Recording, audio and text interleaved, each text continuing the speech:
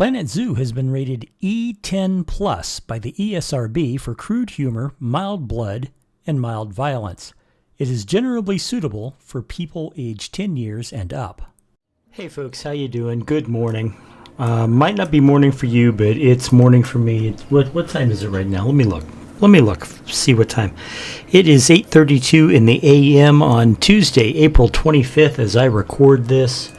Welcome back to the zoo. How you doing? I hope you're doing okay. Originally, I just wanted to put in a habitat for the new Asian water monitor, and I still intend to do that. But one of the other things that I wanted to do was I wanted to tell you guys something about, something that happened recently. I was on the Planet Zoo PC community Facebook page, and this person sounded like a new player, asked generally, how much time do you guys spend on your zoos? How much time, especially you guys who make really fancy zoos, how much time do you spend? And I said, well, I tend to spend about an hour on each habitat, plus, extra time for managing, for making sure the animals are good and that the work zones are working and that, all that number. So I guess it would be probably around 50 hours per zoo total, because, I generally average about 30 habitats per, and you guys have watched them, so an hour per, that's 30 hours plus probably another 5 or 6 hours per of just straight maintenance work, where all I do is make sure things are pretty and make sure the animals aren't dying off and shit like that. So this guy comes in and he's like, well, I can't believe you only spend 40 hours. I once spent 40 hours building the entrance to my zoo. And I'm like, in my head, I'm going, well, nice for you, I suppose. Don't know what that has to do with me. And he demands to see what one of these 40-hour, these 1 hour habitats look like. So I show him pictures of one of the previous zoos I did, and he's like, oh, well, it's no wonder, these look like you only spent an hour on it. And I'm like, what's the matter with my habitats? And he says, well, the ground is flat, and you don't have any terrain variation, and you can see, this was the crime, you can see the enrichment items. Dun, dun, dun. It's like, what kind of elitist jackass is this? Because that's what he was. He was an elitist jackass. Here's a guy who literally wants me to feel bad for only putting in, for only taking about an hour to do these habitats. Like there's a time requirement. Look, I never claimed to be the most skilled builder in the Planet Zoo community. I do know, however, that I'm better than average. I never claimed to be delay designer. I never claimed to be Caesar Creates. I never claimed to be Zoof or Rudy. I never claimed to be any of those guys. But that said, I think I do okay, Nope, I'm sorry. Not these. This is my bad. All right. So anyway, this guy goes on and he's being a real dick about things. He's like, how dare you only, and he was like, all your habitats are blank squares. And I'm like, does that look like a blank square to you? Or that? Or that? Or that? Or that? You know, it's like, well, excuse the hell out of me for not doing it the precise way you do it, but I'm my own person. Thanks very much. The message here, kids, is don't let somebody else dictate to you how you play the game. If you want to play the game your way, you play the game your way, and there's absolutely nothing wrong with you playing the game your way.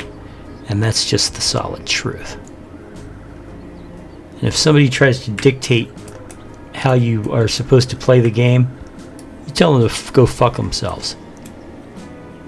And they ask, you know, tell them I said that. Tell them I said that to, you know, that they need to go fuck themselves.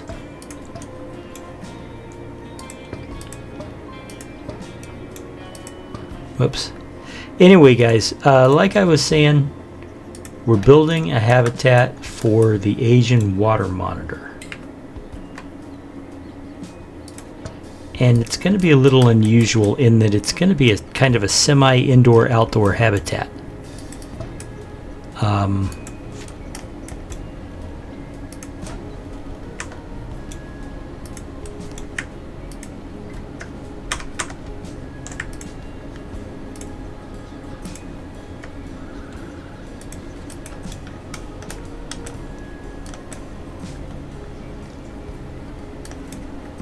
I had a fence I was using. Oh yeah, this one. It's the one with the glass in the middle of it. So anyway, you know, this guy was acting all, you know, but, you know, my God, he spends an entire week building an entrance for his zoo, and that's not, you know, in my opinion, that's impressive, but it's not anything, you know, I mean, why did it take you so long? Are you having trouble coming up with an idea? You know, he says, you know, I have an attention to detail. Well, I looked at some of his stuff and I'm like, where? I have attention to detail too. It doesn't take me, you know, an entire week to build a habitat. Now, again, you know, I'm not really interested in playing his silly dick wagging games, but that's what he wanted to do. He wanted to have a dick measuring contest with me. I'm just not interested. Why would I be interested? You know, this is not a competitive sport. You build the zoo that you want, and as long as you're happy with it, as long as you are satisfied with what you have built, and as long as the animals in your zoo are doing well, then congratulations, you're winning. You know, that's how you win at Planet Zoo. By being happy with what you're building and by taking care of your animals. That's it. That's how you win. This is not a competition. You don't have to compare yourself to anybody else, and I suggest, in fact, I've told people this before, that they really shouldn't compare themselves. Whoops. They really shouldn't compare themselves to other people. You know, I watch Rudy's videos and the Lady Designer's videos and Caesar's videos. I watch all these guys. Not to compare their work to mine, but so that I get ideas from them. I learn new techniques from them, you know? It's not really rocket science, guys.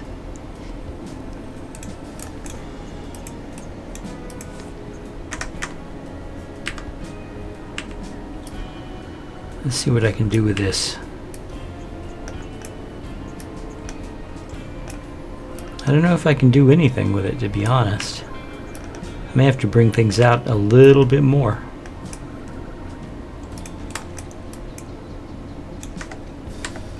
I think I know what I'm going to do.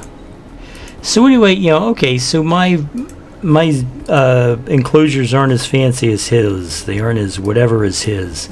Who cares? Seriously, that's my answer. Who cares? You know, I don't need some superior nonsense guy You know, I don't need him. I don't need him. You know, I'm not competing with him. I don't know why he decided that what he really needed to do was attempt to belittle me, but he did. He attempted.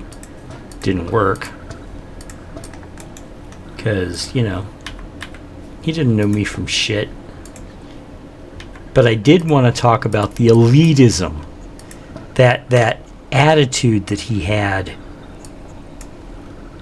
that said he was better than me because I didn't do it the way he wanted it done. You know, that's just nonsense. Okay. It is. It's nonsense. It's complete and total nonsense.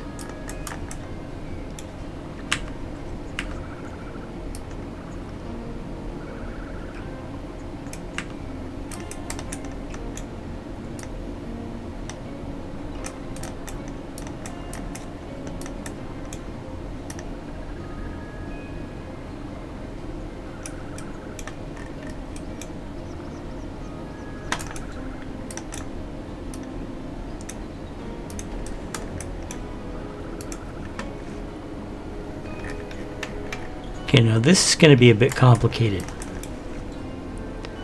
How about in 6?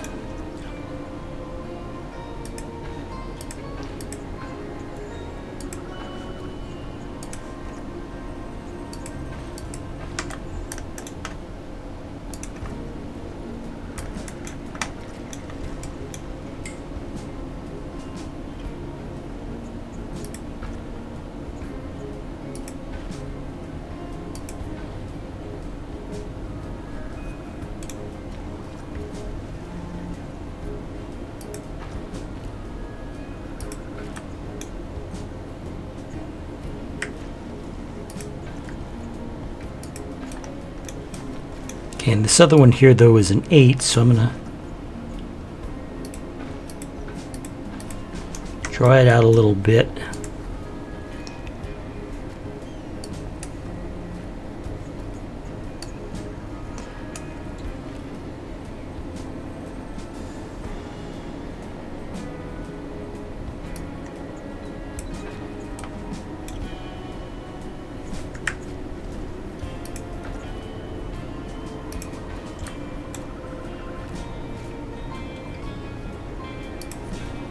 There we go.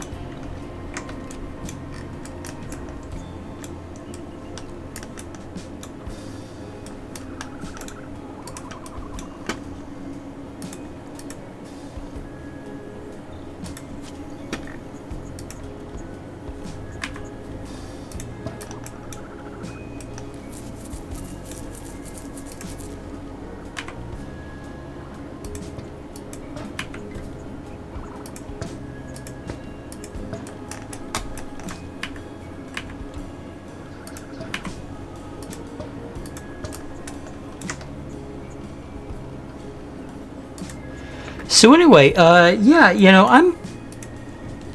I play like I want to play. I'm not overly concerned with, you know, trying to be the you know, I understand that I'm not the greatest Planet Zoo player on the planet. I have my own skill level. I'm satisfied with it. And I don't get the urge. I do not understand it. When I say I don't get it, it's not that I don't ever get a competitive urge, because everybody gets competitive urges. The thing is, what I don't understand is, what's the point of being competitive at this game? What's the point? I mean, there's no prizes. There's no, you know, there's no way to score yourself against somebody else. This is not a PvP game. This is a one-person builder game, you know?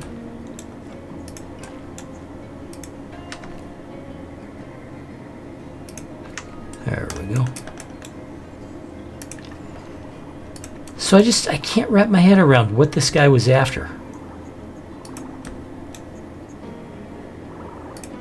You know, other than I apparently gave him a chance to be an asshole or something. I don't know. Yeah. Anyway, enough about him. Let's talk about this. I've been building, without seeing anything.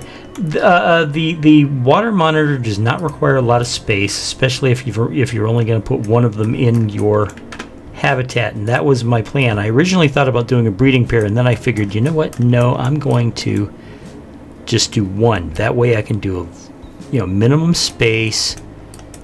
And I'm basing this habitat on a habitat I saw at Gatorland in Florida. For those of you who don't know what Gatorland is a zoo / alligator farm. They started up, back in the 50s. They started up as an alligator farm, growing or raising alligators for leather and meat in the same way that you would raise cows for leather and meat. Okay? Anyway, and then of course in the late 60s, early 70s, the alligator got put on the endangered species list, and I know it's going to be hard to grasp for somebody who's familiar with the species at all today, but when it was put on the endangered species list, it was because they were critically endangered. It wasn't just that they were endangered. They were like, holy shit, these poor animals are going to die out if we don't do something about it. And Gatorland was was on the forefront of returning the species. They were, they were a farm. Well, the first thing they did was they put a zoo into their facility. They put a zoo into their facility. I'm going to rework this path just a little right here. Not only did they have their alligator pools, but they also had snake displays, and they had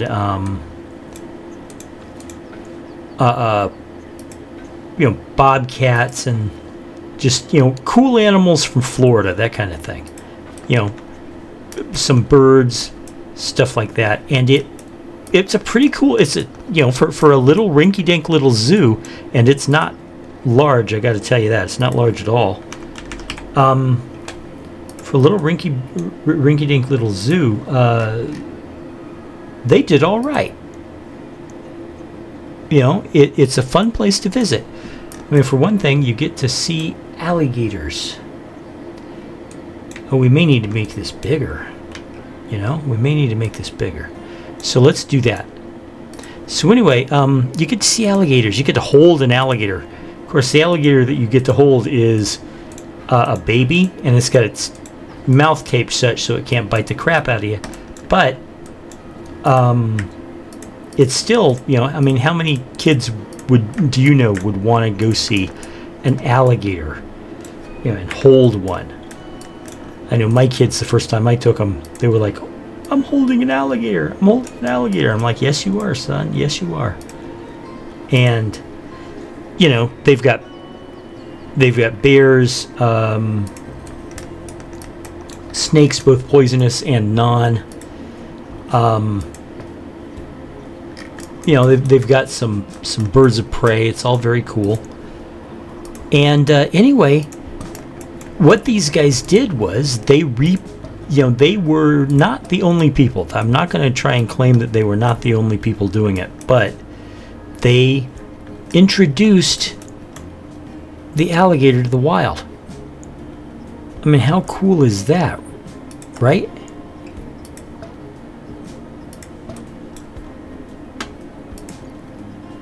These guys, the guys at Gatorland, can authentically say, we saved a species. We did that.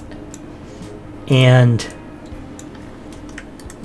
and like I said, though, it's a rinky-dink little zoo out of Kissimmee, Florida, that opened up in the late 40s as a roadside attraction.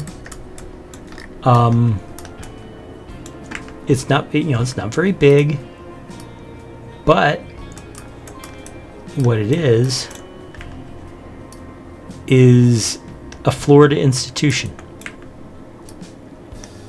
It is a Florida institution. You ask anybody from Florida, hey, have you ever been to Gatorland? I guarantee you that if they are from Central Florida at all, they will tell you, "Oh yeah, I've been to Gatorland."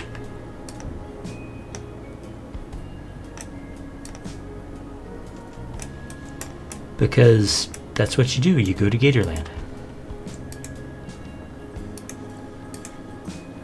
And Gatorland's pretty cool.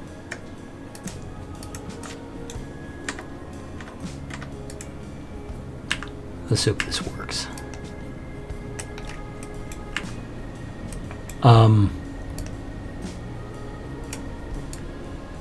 But I wanted to tell you about that, the fact that Gatorland saved alligators. And you never know. Because when you look at the zoo, when you actually look at Gatorland, the zoo, it's not that impressive. It really isn't. It isn't impressive at all.